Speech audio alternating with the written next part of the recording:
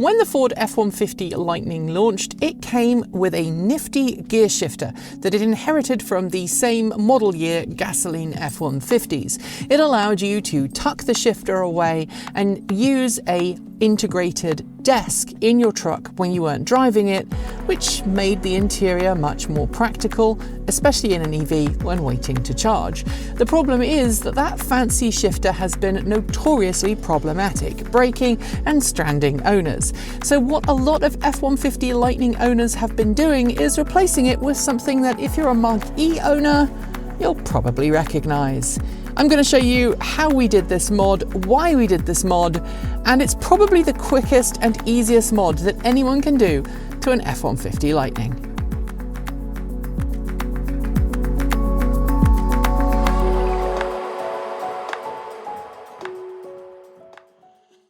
Unlike the last mod I did when I tweaked the driver dash on this truck, this one is relatively quick and relatively painless, and many people have been there before. And to do this, you're going to need a few things. First, you're going to need a 10mm socket or some other way of undoing the 10mm bolts that hold the whole of this assembly in place. You will also need to buy a shifter module off one of the Ford parts websites. Now, the F150 Lightning Owners Forum has a big long list of all of the compatible shifters. Just because it's a rotary shifter doesn't necessarily mean it is compatible, but I ordered one that various lists said was compatible, so fingers crossed it actually is. You'll also need a replacement surround. This one was printed at home on my Bamboo X1C. Yes, I own a Bamboo X1C. I purchased it before Bamboo started doing weird things regarding right to tinker, and much like those people who drive Teslas with the "I bought this before Elon went mad," I bought this before Bamboo started to be anti-open source. So this is printed in ASA CF. ASA is known to be very temperature resistant.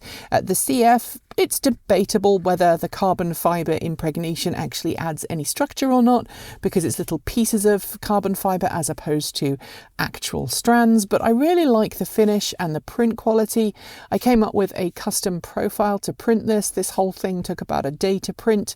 I printed it slowly so that it'd have a great finish, and then to fit this module into this, I've just used some standard bolts here. And I also had to cut off a little tab on the top of the shifter because the shifter actually has a triangle tab here. And as you can see, this is not a triangle.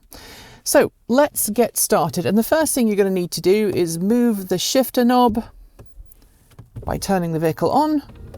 You're going to need to move the shifter knob into the upright position, then obviously turn your truck back off again, because you do not want your truck on while you're doing this, because you're going to be unplugging modules. And if you unplug modules while the vehicle is on, you will upset the truck. Now we're just going to undo this bolt. The reason we're removing this bolt first is because you can't undo this bolt, obviously, if the shifter is stowed. And in order to make it look good, and in order to make sure that we don't lose these parts, and we may want to set this back to factory spec at some point in the future, I'm just going to put these parts back in. Then I can actually tell the shifter to stow away, and that makes sure that everything stays nice and smart. The next thing we need to do is pull off this trim piece and this trim piece. We shouldn't need any tools, but we do need to be a little careful. There are locating pins at the front on both sides, and there are locating pins on the side. So what we have to do is just pull it towards the seat, like so, and then gently pull it backwards, and it comes off in one piece.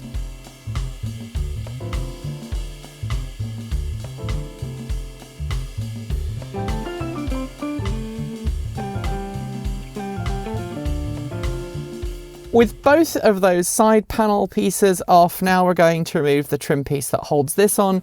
And again, it's just a case of popping it up very gently and very carefully. And like the previous ones, there are little poppers all the way along. You have to be really careful as you take it out. Now, don't go just pulling this straight out, because there's a plug underneath that we're going to have to undo, and it's right down here. There we go. Now this is out, we can remove this.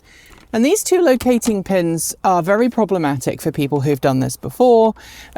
Sometimes people actually cut these off. I'm going to try and keep it as factory as possible. I may regret that later. Next, we're going to undo the rest of the bolts. There's one here, and one down here. While I am undoing these bolts, let's talk about why a lot of people are replacing these. As I mentioned in the introduction, they are problematic. Ford devised this shifter and the auto fold mechanism as a neat way to give you a little bit more cabin space in the F150 Lightning, but unfortunately they also break really regularly. Now, the internal combustion engine trucks from the same period also have this same shifter if they don't have a third front seat. If they have a third front seat, they actually have a column shifter. Why Ford didn't just do a column shifter on the Lightning, I will never know. But these units tend to break, they tend to fail, and they tend to leave people in a bind. And so what people have been doing is exactly what I'm doing right now, and converting them to a Mustang Mach-E style shifter.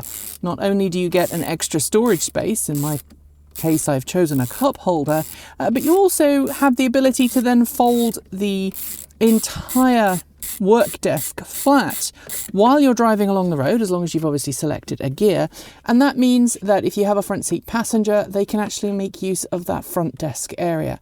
And that is the reason we're doing it for this truck. Partly because I think it's cooler, partly because I want to have the storage space, and partly because I don't want this to break while I'm driving along.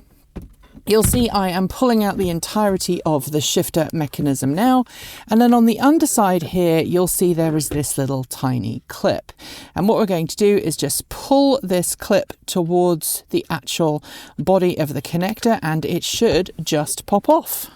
Alright, so to disconnect this you have to push down this center tab and then move the connector out, pull the connector away. This is what we're going to connect to the rotary shifter. And then we can carefully take the stowed shifter mechanism away and put the new one in. Some people ask, what about the neutral mode? In the old shifter, there's a button that allows you to put the truck into neutral mode for 30 minutes, which is great if you need to tow it somewhere in an emergency. For this particular modification, you're going to just use the center button, which on this particular variant of the shifter is marked L. Some others have an M on there for manual, but as long as you press and hold it, you should have neutral hold. Everything else works as it should. And then to put this connector back in, it is keyed, so it's impossible to put it in the wrong way round. So it only goes in this way round, and then you're going to pull the lever back towards the upright position and it will snap in place. And then your new shifter is in place. Now, to put everything back, you're just going to do the reverse of what we just did. First of all, I should note that if you're using 3D printed parts, as most people doing this mod will be, you're going to need to be careful that you don't over tighten anything. And I would suggest that you probably should use hand tools instead of like impact wrenches. I say that because I'm sure some people would use impact wrenches.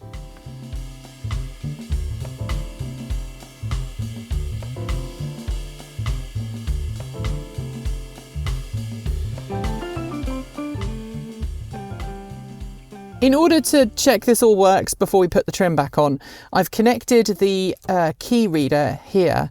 I didn't mention earlier, but there's a key reader in here. If your battery runs low on your key fob, you can actually insert your key into this hole down here and it will allow you to turn the truck on. Obviously, it's important to connect that when doing this test, otherwise you might get some errors, and also make sure that your truck is unplugged.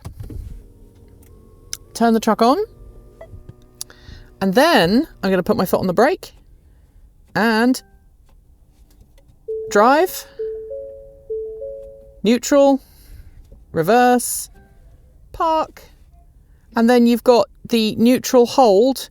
If you put it into, I think you have to actually put it into neutral and then hold down the L button, And then it says 30-minute neutral mode enabled, not a tow mode. So I should probably have noted that earlier. And it slowly flashes to let you know it's in neutral, which is lovely. Now, what happens if I get out of the truck with the truck on and it in drive? Let's find out. Yep, it moves automatically back to park. I actually purchased a motorized one, so you'll watch again. It just automatically goes back to park. Everything seems to be working, so I'm happy. I'm going to turn the truck back off and let's put all of these trim pieces back on.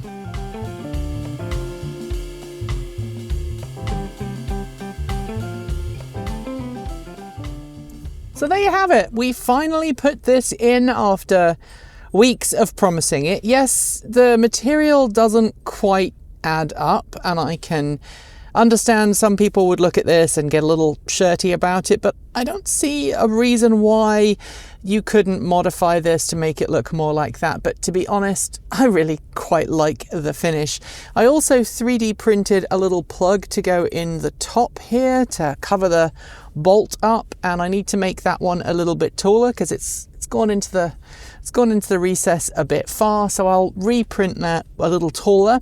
And I'm also going to make a textured cup holder, so I now have 1, 2, 3 cup holders. And granted, this is a little bit wobbly, but it's no more wobbly than the original kind of space next to the shifter, and I can always just pop it there.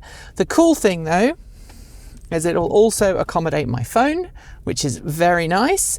And of course, if I'm driving along and I'm with someone who needs access to the desk system, I can put the truck in gear and I can put the work table down. So let me know if this is something that you would do on your F150 Lightning, or if in fact you just leave it as standard and then take it to the dealer if it breaks. Let me know in the down below, and let me know if you want us to do more of these tutorial modding style videos for your EV. Thanks for watching today. You can connect with us on Patreon, Discord, Mastodon, Blue Sky, or through our website.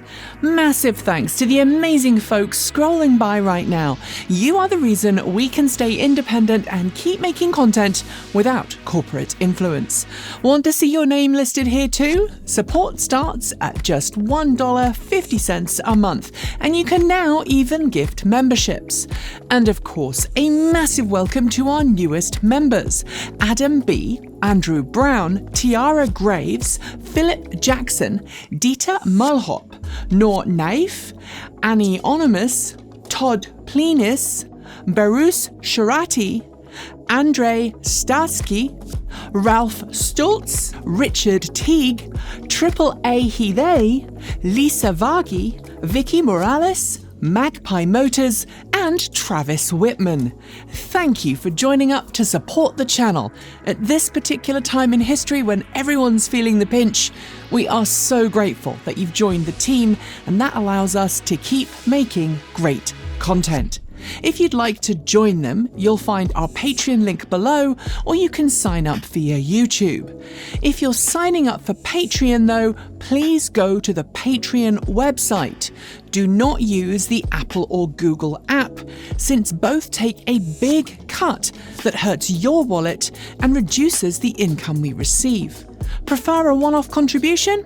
We've got Ko-fi, Bitcoin, a PO box, our swag store, and even an Amazon affiliate link, all great ways to make sure your money helps us. We post new videos every few days on the main channel, plus extras over on TE Take 2. And since YouTube comments, while open, aren't safe for us, the best way to chat with the team is through Patreon, Mastodon, Blue Sky, or our website, or in fact, our Discord chat. If you want more, the mighty algorithm thinks you'll like this video, but we'd love you to check out this one instead. Be awesome, be kind, be intentional, and never forget to resist. Keep evolving.